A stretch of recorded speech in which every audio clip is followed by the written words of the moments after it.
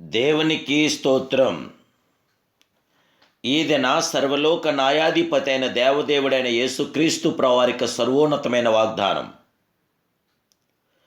ఇదిగో ప్రజలందరికీ కలుగుబో మహా సంతోషకరమైన సువర్తమానం నేను మీకు తెలియజేయుచున్నాను. లూకా 2:10. ప్రియా సర్వలోక న్యాయాధిపతి అయిన దేవదేవుని బిడ్డలారా, మీ అందరికీ యేసుక్రీస్తు ఘనమైన నామములో నా హృదయపూర్వకమైన శుభాలు ఈ ఉదయకాల సమయంలో తెలియపరుస్తున్నాను. దేవాదేవుని బిడ్డలారా, మీరందరూ బాగున్నారు కదూ? ఈ ఆనందభరితమైన దినాల్లో ఆయన నామాన్ని బట్టి స్తుతించి మహింపరిచి గణపరిచి ఆయన ఆనందాన్ని మీరు పొందుతున్నారా? మన ప్రియ ప్రభు మనందరి జీవితాల్లో మహా సంతోషాన్ని ఆనందాన్ని కలుగు చేయగల గొప్ప దేవుడే. మనలో ఉన్న చీకటిని తొలగించి మనకు వెలిగినగల మహావీర చక్రవర్తి ఆయన మాత్రమే. ఆయన యొక్క మహాకృపను మీరు పొందాలి. దేవదేవుని బిడ్డలారా, ఈ నెల 25వ తారీఖు క్రిస్మస్ సర్వోన్నతిని సంపూర్ణ సత్యారాధన జరుగుతుంది.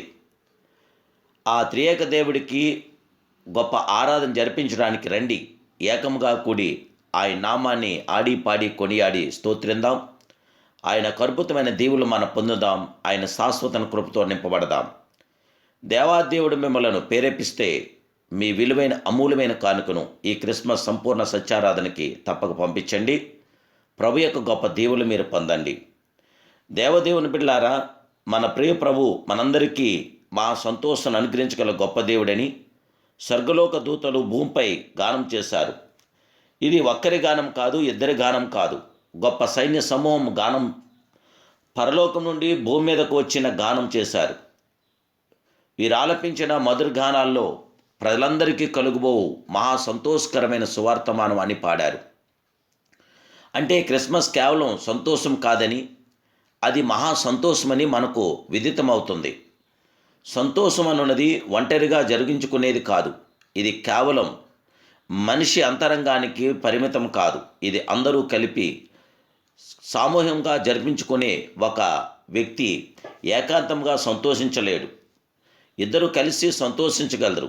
యేసుక్రీస్తు జననంతో అటు పరలోకము ఇటు భూలోకము సంతోషభరితమైంది. మనుషులు పోగొట్టుకునిన ఈ సంతోషం యేసుక్రీస్తు రాకతో తిరిగి పొందగలిగారు. యేసుక్రీస్తు అనేక పర్యాయములు ఈ సంతోషం గురించి మనకు బోధించాడు, ప్రబోధించాడు అనేక స్వార్థ పత్రికల్లో. దేవుని బిడ్డలారా, దేవుని ద్వారానే మనకు ఆనందం కలుగుతుంది. తప్పిపోయిన గొర్రె దొరికినప్పుడు యజమానికి ఇంటికి వచ్చి తన స్నేహితులను పొరుగువారిని పిలిచి మరీ సంతోషించాడు. పోగొట్టుకున్న నాణ్యం దొరికినప్పుడు ఆ స్త్రీ తన చెలికత్తెలను పొరుగువారిని పిలిచి మీరు నాతో కూడా కలిసి సంతోషించని చెప్పింది. అలాగే తప్పిపోయిన కుమారుడు తిరిగి ఇంటికి వచ్చినప్పుడు తండ్రి అందరితో కలిసి సంతోషించగలిగాడు. గమనించండి దేవదేవుని బిడ్డలారా, అందరితో కూడా కలిసి బంధుమిత్రాలతో, శ్రేయభిలాషులతో, ఇరుగుపొరు వారితో అందరితో కలిసి ఏకముగా కూడి దేవదేవుడైన యేసుక్రీస్తు ప్రభువు వారిని మనం స్తుతించి మహింపరిచి గణపరిచి మనం ఆరాధిద్దాం. రక్షకుని జన్మవార్త మహా సంతోషకరంతో కూడిన వార్తని అందరికీ తెలియజేద్దాం. అన్ని జనులను రక్షణ అంగీకరించినప్పుడు క్రైస్తవ సంఘములకు మహా సంతోషం కలిగింది. శుభవార్తచే పట్టణంలో సువార్థికులు వినిపించినప్పుడు ఆ పట్టణం మిగుల సంతోషంతో నింపబడింది. ఆత్మఫలంలో రెండవది సంతోషం. దేవుడు క్రిస్మస్ను మనకు మహా సంతోషముగా మార్చాడు. దేవునికి స్తోత్రం. దేవదేవుని బిడ్డలారా, మనందరము సంతోషిందామంటే అందరినీ పిలిచి ప్రభునామానికి మహిమకరంగా అందరినీ ఒకరినొకరు ప్రోత్సహిద్దాం. ప్రభుతో మనం కొనసాగుదాం. ప్రభు యొక్క శాశ్వత కృపతో మనం నింపబడదాం. ఆ పరిశుద్ధాత్మ దేవదేవుడు మిమ్మల్ని బహుగా దీవించునుగాక. ప్రార్థన.